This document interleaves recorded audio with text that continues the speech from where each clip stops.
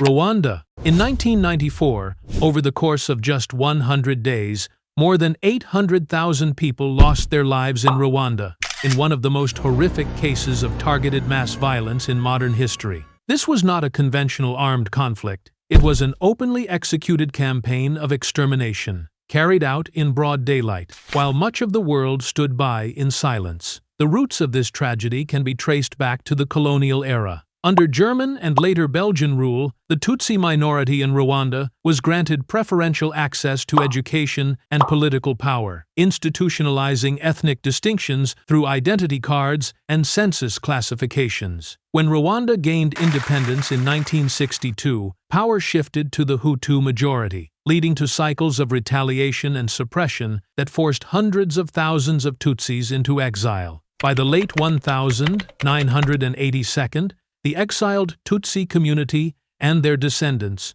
organized under the Rwandan Patriotic Front (RPF), began launching attacks from neighboring Uganda. Meanwhile, inside Rwanda, the Hutu-led government was becoming increasingly radicalized, fueled by economic crisis, corruption, and rising ethnic resentment. Extremist radio stations such as RTLM played a key role in inciting hatred, labeling Tutsis as insects and calling for their elimination. On the 6th of April, 1994, a plane carrying Rwandan President Juvenal Habyarimana was shot down as it approached Kigali. Within hours, extremist militias were activated. Lists of targeted individuals, including both Tutsis and moderate Hutus, had already been prepared. What followed was a coordinated and nationwide campaign of killings. Machetes, clubs, and other rudimentary tools were used to attack victims in homes, churches, schools, even locations previously thought to be safe. United Nations peacekeepers were already present in Rwanda, but their mandate and troop levels were severely limited. After 10 Belgian peacekeepers were killed early in the crisis, Belgium withdrew its forces. Other Western nations, including the United States and France, declined to intervene, partly in the aftermath of the Somalia crisis and partly because acknowledging the events as genocide under the 1948 Genocide Convention would have required them to act. The violence finally stopped in July 1994 when the RPF entered Kigali and took control of the country. But the damage was overwhelming. Over 800,000 lives lost, and an estimated 250,000 to 500,000 women were subjected to extreme abuse. More than 2 million people, mostly Hutus, including those involved in the violence and ordinary civilians, fled to the Democratic Republic of Congo, triggering one of Africa's most complex refugee crises. The state collapsed almost entirely. Rwanda's healthcare, education, and justice systems were left in ruins. Communities were torn apart. In some cases, neighbors had attacked neighbors, and villages that once lived peacefully were now marked by deep mistrust. The international community was forced to confront its inaction. Kofi Annan, who had served as head of UN peacekeeping during the crisis, later issued a formal apology. The Rwanda genocide became a key moment that led to the development of the Responsibility to Protect (R2P) doctrine, a new principle in international law, recognizing the duty to intervene when a government fails to incide for them, protect its population from mass atrocities. In Rwanda, a long process of reconciliation and rebuilding began. Community-based Gakaka courts were established to hear cases at the village level, while the International Criminal Tribunal for Rwanda (ICTR) was created to prosecute senior figures involved in organizing the violence. Several individuals were convicted for crimes against humanity. Today, Rwanda has made remarkable progress in rebuilding its economy and society, but the wounds remain. Every year, the nation holds a memorial called Kwibuka, a time to remember the events of 1994 and ensure they are never repeated. Sites such as the Kigali Genocide Memorial serve as places of remembrance and education for future generations. The genocide in Rwanda did not happen in the shadows. It unfolded in plain view, with planning, propaganda, and precision, and with a global audience that chose not to act. The most painful lesson it leaves behind is this: genocide does not arrive suddenly. It is planted through hatred, fueled by manipulation, and becomes real when those with the power to stop it choose silence. Paris bombing. On the night of the 13th of November, 2015, Paris, one of Europe's most vibrant cities, was suddenly thrown into chaos. Within just a few hours, a series of coordinated assaults left more than 130 people dead and hundreds more injured. It was a night that stunned the entire world. The warning signs had been building for years. In the early 2010s, Europe saw the rise of extremist networks. The self-declared Islamic State, IS, not only seized territory in Syria and Iraq, but also spread its ideology far beyond the Middle East. Some foreign fighters left European countries to join the conflict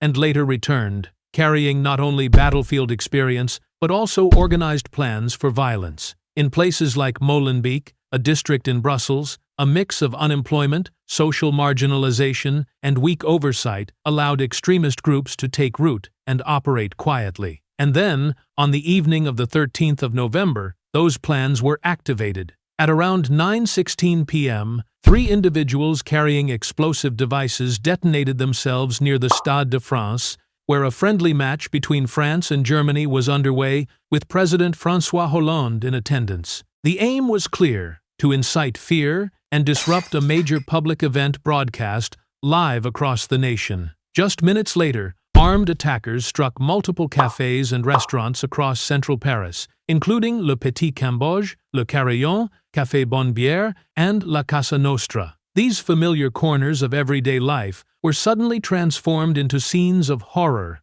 The most devastating incident took place at the Bataclan Theater, where over 1,500 people had gathered for a concert by the American rock band Eagles of Death Metal. 3 gunmen stormed the venue, taking hostages and opening fire. For hours, French special forces were locked in a life-or-death standoff, where every minute put dozens of lives at risk. By the time the situation was brought under control, nearly 90 people had been killed inside the Bataclan. In total, 137 people lost their lives, including the attackers, and another 416 were wounded, almost 100 of them critically. France declared a nationwide state of emergency. This raised a haunting question. How could such a well-coordinated and heavily armed network operate in the heart of Paris without being detected? Had the systems for intelligence sharing, early warnings, and international coordination failed? In the immediate aftermath, President Hollande declared a national emergency, granting broader powers to security agencies for searches, detentions, and surveillance. Border checks were reinforced. Lawmakers began reviewing constitutional amendments to strengthen long-term counterterrorism efforts. Years later, a historic trial took place. 20 individuals were prosecuted, including Salah Abdeslam, the only surviving attacker who was sentenced to life imprisonment. But beyond the legal response, there was also an outpouring of compassion from everyday people. That very night, Parisians launched the Portes Ouvertes, Open Doors campaign, opening their homes to strangers caught in the chaos. The Place de la République became an impromptu memorial, filled with candles, flowers, and messages of grief and unity. The 13th of November attacks were not just a national tragedy, they were a wake-up call about the complexity of modern extremism. They highlighted how individuals with harmful intent could live undetected within communities for months. They reinforced the urgent need for international collaboration in intelligence, border control, and the early identification of radicalization. Since then, numerous studies have used the Paris attacks as key case studies in domestic security, crisis response, and counter-extremism. Books, films, and documentaries have revisited the events not to relive the pain, but to preserve the collective memory, and remind us that vigilance is never optional. In the end, one question remains: how do we balance personal freedoms with public safety? And are the protections we have in place today truly enough to prevent the next tragedy, should it come? Beirut explosion. On the 4th of August, 2020, a devastating blast struck the heart of Beirut, the capital of Lebanon. A tragedy that, by all accounts, could have been prevented if early warnings had been acted upon. In just a few short seconds, a large part of the city was torn apart. Hundreds lost their lives. Thousands more were injured. Behind the explosion was a long and painful story. One involving mismanagement, political instability,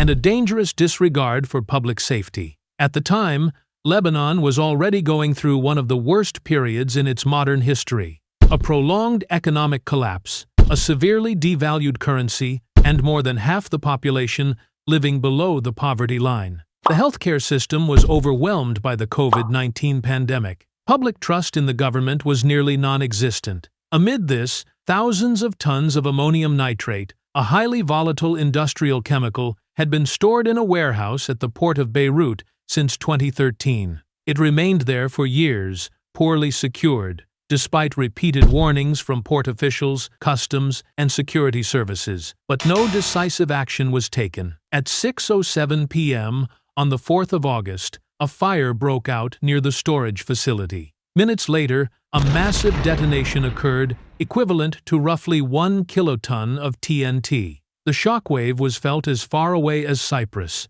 over 240 kilometers across the Mediterranean. The entire city shook. Video footage captured the moment the blast wave rolled through residential areas, shattering windows, collapsing walls, and leaving hundreds of thousands without shelter.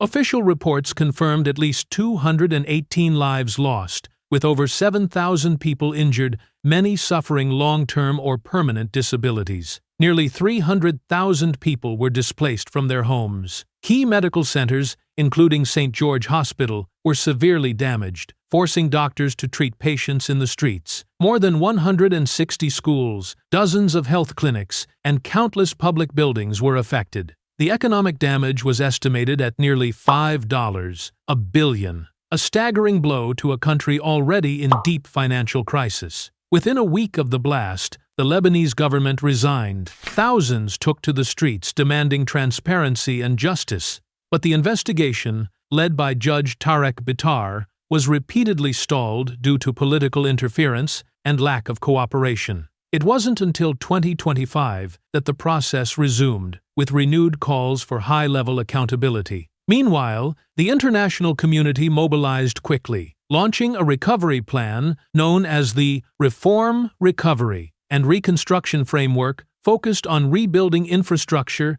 and strengthening institutional oversight. The blast forced many nations to reassess their own storage protocols for hazardous materials and their emergency response systems. From a scientific perspective, the Beirut explosion became a landmark case. Experts analyzed structural failures, shockwave patterns, and the city's emergency medical response. These studies have since been cited widely in urban planning and industrial safety research. Culturally, the grain silos near the port, once a symbol of Beirut, became a site of remembrance. Campaigns such as Silent Witness advocated preserving parts of the ruins as a reminder of governance failure. Lebanese architects even showcased elements of damaged Ottoman-era structures in European exhibitions, turning recovery into an act of storytelling. The Beirut port explosion was not the result of war. It was the product of delay, neglect, and institutional failure. It should never have happened and must never happen again. It stands as a painful reminder to every nation that when systems fail to protect their people, collapse can come in seconds, but the consequences may last for generations.